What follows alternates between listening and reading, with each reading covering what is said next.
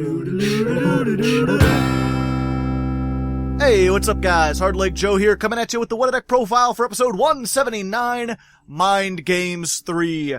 For our monster lineup, we have the 4 limbs of Exodia, 1 big ball, Matt, the ultimate hand trap, the best artifact, 2 Trickstar Korobane, 1 Galaxy Dragon, 1 butt ugly monster, 1 mechanical chaser with protection, engraver of the fucking mark, top deck archfiend, Stratos, may he ever remain free, 1 puppet master, 1 trouser snake, 2 Bujinshi crow, 1 Tatakawa knight, the gravekeeper hand trap, dark waifu, Exodia face, sparks on legs, pot of greed but in snake form, mind control on legs but only for dragons, marshmallow, 2 dice jars, ceremonial bell, not dice jar, do-do-do, do-do-do-do, do-do-do, do-do-do-do, and a gun. For spells, we have 1 each of Exchange, Called by the Grave, but 5 times more powerful, Rhoda, but for everything, Upstart Goblin, but for psychics, Hey, Trunade, OTK Enabler, Dark World Dealings, Twin Twisters, and Book of Moon combined, A Girl with a Stick, Super Polymerization, Prohibition, and Big Bang Attack. For traps, we have 1 each of Waking the Dragon, Battle Fader without legs, Creature Swap 2, The Legend of Curlie's Gold, Counter Counter, Me Whenever I Gamble, Magic Cylinder, of course, Trojan Man, The Final Fusion, The Actual Trojan Horse, Let's Show Our Hands, No Actually Just Show Me Your Hand, and Debunk.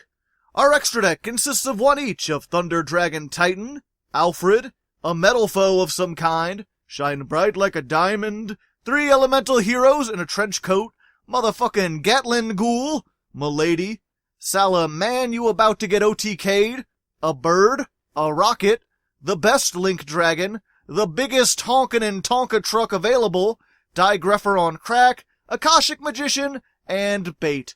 The side deck I'm not going to be going over because I need to keep a few secrets for myself.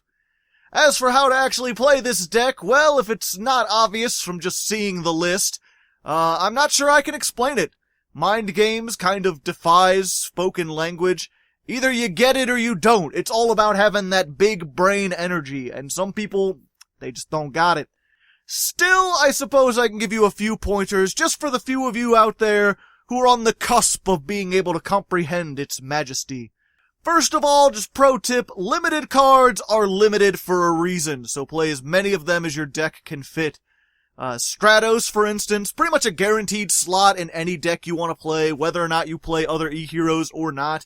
Not only does it have high attack, but it searches an entire archetype, meaning it's perfectly acceptable to play any other hero monster as a one-of in this deck.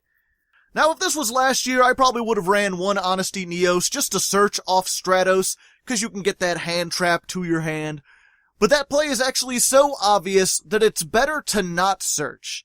Like, if you summon Stratos and you don't search, your opponent will assume that you already have Honesty Neos in your hand. They'll be playing around a hand trap that doesn't exist. You can make them waste their Mind Crush and their Prohibition on cards that you don't even have in the side deck. That's what it really means to be a Mind Games deck.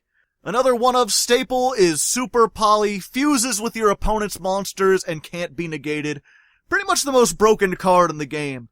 I mean, there's a lot of talk about links this year, but honestly, with this out, 2019 is the year of the fusion. There's so many meta decks out there that have powerful fusion monsters. There's really no point in even running your own extra deck anymore. Just run the best fusion monsters, and your opponent will supply the material for their summon. Easy. They make a whole field worth of E-heroes, bam, super poly them away into core. They try to Gem Knight FTK, bam, now you're the one doing the FTK. Of course, in addition to this being the year of fusions, this is also the year of the hand trap, which is why we're playing all the best ones. Gravekeeper's Watcher negates anything that discards, meaning it shuts down all danger decks. Takawata Knight turns any negated spell trap into game-winning effect damage. we don't have any negates ourselves. We just have anti-negates because everyone else is playing negates. Watt Kinetic Puppeteer basically makes all links useless forever. If you open this and your opponent tries to link summon, they're just dead. And who could forget Engraver of the Mark, Eternal Savior against the Wrath of Mind Crush, probably the most relevant trap ever. Of course, there's also the Battle Hand Traps to double up on. Last year, we played Double Honest.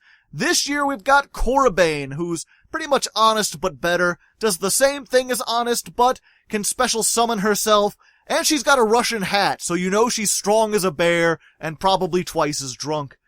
We've also got Bujinsi Crow, which isn't a hand trap you can use on itself, but if you don't read closely, you might think it is, so you can mind game your opponents. They won't know if there's something they don't understand and you do, or if you're just an idiot, and that'll throw them off long enough for you to OTK. Honestly, I could go on and on forever. Each one of these cards, I could probably write a whole novel about why it's the best card to go in this deck. But if we're being honest, I just don't have the time to waste on you dum-dums who don't understand this deck.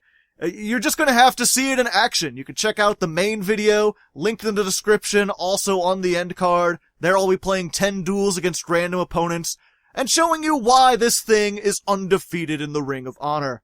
So check that out. And until next time, good luck, and have fuck.